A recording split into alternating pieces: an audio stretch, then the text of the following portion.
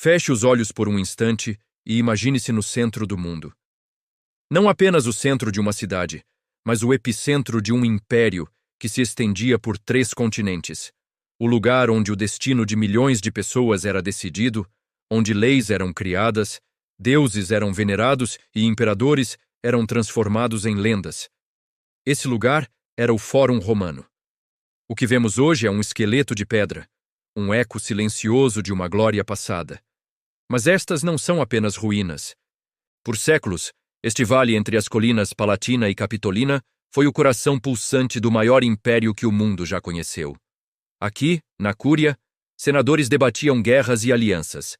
Pelas pedras da Via Sacra, generais vitoriosos desfilavam em triunfos espetaculares. Aqui, o grande orador Cícero proferiu discursos que mudaram a história.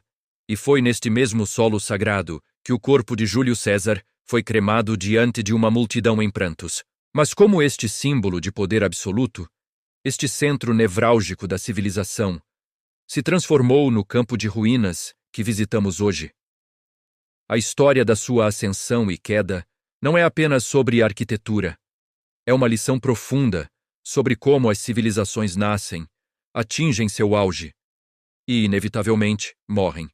Junte-se a nós nesta jornada através do tempo para desvendar a épica história do Fórum Romano, da glória às ruínas. No seu apogeu, durante os dias dourados do Império, o Fórum Romano era uma explosão de mármore, ouro e atividade incessante. Esqueça as pedras cinzentas de hoje. Imagine templos colossais, como o de Saturno, com colunas de granito de 15 metros de altura, guardando o tesouro do Estado. Visualize a Basílica Júlia, um gigantesco salão de justiça com o chão coberto de mosaicos coloridos, sempre lotada de advogados, juízes e cidadãos buscando resolver suas disputas. A vida pulsava em cada canto. O ar estava cheio do burburinho de políticos conspirando, sacerdotes realizando sacrifícios e comerciantes de todo o império vendendo seda da China, especiarias da Índia e grãos do Egito. A Via Sacra, a rua principal, era um palco a céu aberto para procissões religiosas e os famosos triunfos romanos, onde legiões marchavam exibindo os espólios de guerra e prisioneiros de terras distantes. Cada imperador, de Augusto a Constantino, queria deixar sua marca, adicionando um novo arco, um novo templo, uma nova basílica. Era a vitrine do poder romano, uma demonstração arquitetônica de que Roma era eterna, invencível e a senhora do mundo. Monumentos como o imponente Arco de Septímio Severo, com seus relevos detalhados celebrando vitórias militares, não eram apenas arte. Eram propaganda em escala monumental, lembrando a todos quem governava o mundo. Era um lugar projetado para impressionar, intimidar e inspirar admiração divina. Mas nenhuma glória dura para sempre. O primeiro sinal do declínio não foi sutil, veio com fogo e fúria. No ano de 283 d.C., um incêndio devastador varreu o Fórum, consumindo edifícios que estavam de pé há séculos. Embora tenha sido reconstruído, a cicatriz ficou. O império já estava enfraquecido por dentro e suas fronteiras cada vez mais vulneráveis. Logo depois, os golpes vieram de fora. Em 410, os visigodos de Alarico saquearam Roma, um evento chocante que abalou a confiança do mundo romano. Décadas mais tarde, em 455, foi a vez dos vândalos, que pilharam a cidade metodicamente por 2 semanas. Cada invasão deixava suas marcas no Fórum. Estátuas de bronze eram derretidas por seu metal. Telhados de ouro eram arrancados, e templos eram profanados. O Fórum, que antes era o centro seguro de um império vasto, tornou-se um alvo. A majestade deu lugar à vulnerabilidade. As estruturas que sobreviveram aos saques ainda se mantinham de pé, mas a alma do lugar, a sensação de poder e eternidade, estava começando a se apagar. Contudo, o pior golpe para o Fórum não viria de inimigos externos, mas de uma transformação interna e do lento e cruel esquecimento dos próprios romanos. Com a queda definitiva do Império Romano do Ocidente, em 476, o Fórum perdeu sua função. O Senado deixou de se reunir, os tribunais fecharam e as cerimônias pagãs foram proibidas. O coração do Império parou de bater. E então, veio o esquecimento. Sem manutenção, a natureza começou a reclamar o seu espaço. Os complexos sistemas de drenagem romanos, que mantinham o vale seco, falharam. O rio Tibre transbordava com frequência, depositando camadas e mais camadas de lama e sedimentos sobre as praças e os templos. Ano após ano, o nível do solo subia. A grama e a vegetação selvagem cresceram sobre os mosaicos e os mármores. Em poucas gerações, o glorioso centro do mundo antigo foi soterrado.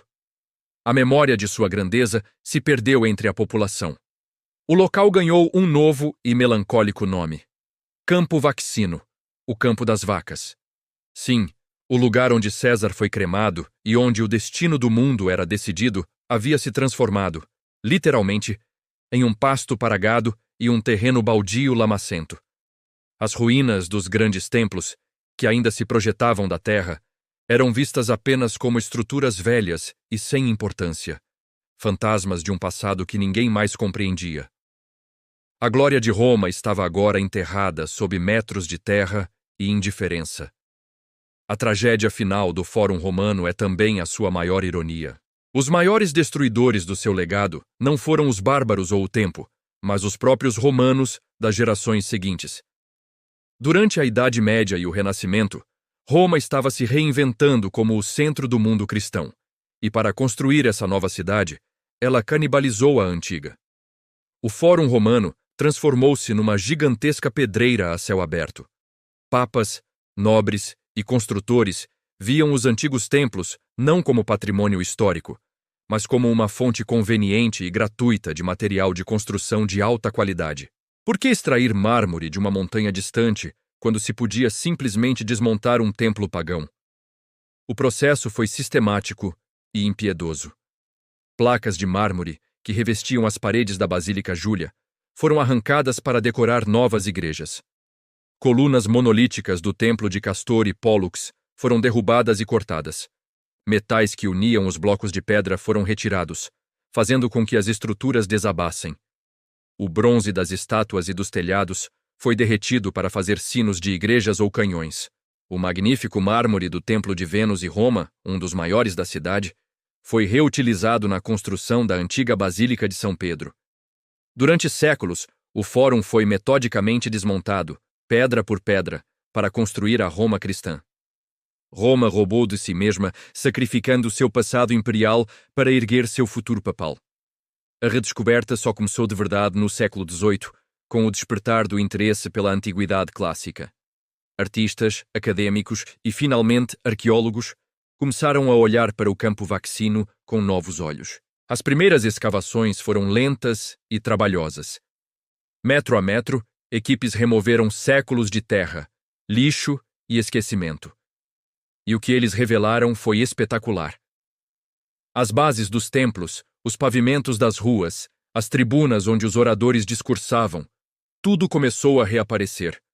O Fórum, enterrado por mais de 1000 anos, estava sendo trazido de volta à vida. Hoje, quando caminhamos por essas ruínas, estamos pisando em camadas de história. Cada coluna quebrada, cada pedra caída, cada inscrição gasta pelo tempo nos conta uma história mais poderosa do que qualquer monumento intacto poderia contar. É uma história sobre a ascensão e queda, sobre o poder e a fragilidade, sobre a memória e o esquecimento. Essas ruínas nos ensinam uma lição universal. Nada, nem mesmo a poderosa Roma, é eterno. Mas o fato de estarmos aqui hoje, contando e ouvindo sua história, prova que algo sobreviveu.